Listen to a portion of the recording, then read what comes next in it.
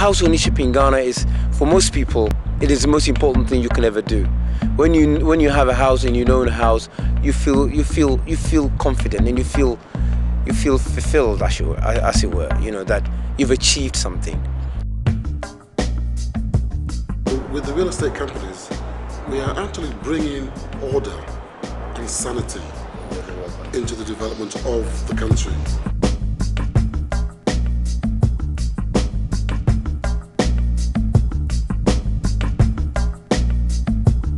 We are based in, the company is actually a UK-based company, but we have an office in Accra.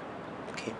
Now, this exhibition is actually as part of the celebration of the 50 years of independence. As an organization, or as a company, I've had a long relationship with the Ghana Real Estate Developers Association, called GREDA. So they approached me to try and organize an exhibition in London, as well as in Amsterdam and Germany. The whole idea of this type of exhibition is that you want to tell people that there is the property market is a range, you know, and you don't necessarily have to be rich to go and buy the properties. You just have to have some form of income.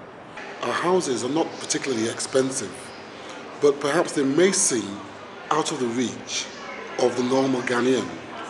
Not because of the cost, but because the normal Ghanaian in Ghana, his average income is rather low.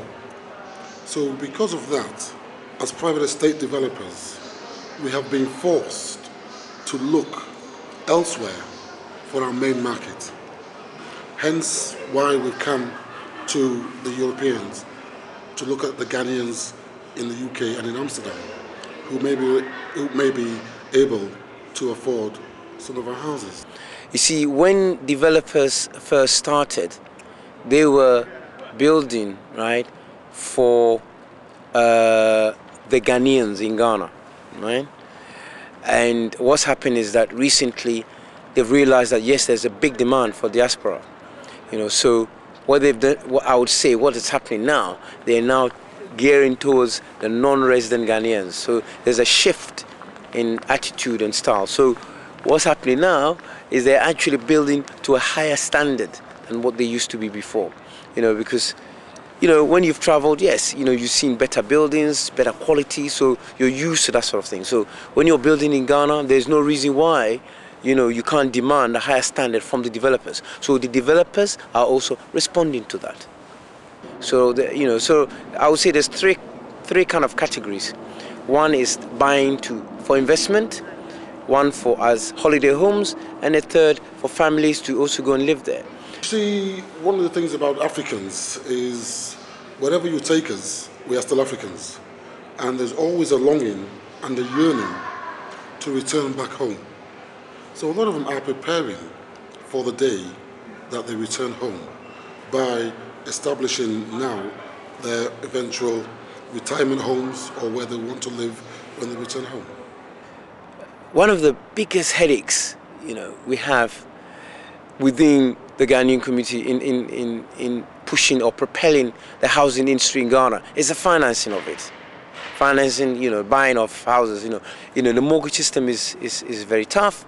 There's only about, at the moment, 2 or 3 companies who are providing mortgage facilities for non-resident Ghanaians and even for Ghanaians in Ghana.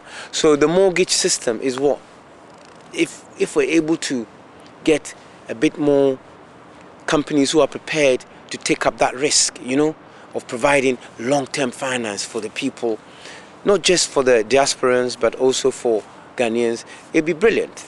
Now with the advent of mortgages, we are hoping to see more and more people coming to buy from recognized, professional, and organized real estate developers. You know, the banks are very, very conservative, you know, and low risk takers. So it's a big battle. We don't give up, you know. We try to see how far and how best we can, but it's happening. Things are happening. There's a bit more competition now. Banks coming from different parts, setting up in Ghana, trying to push the mortgage product. So we're hoping for the best.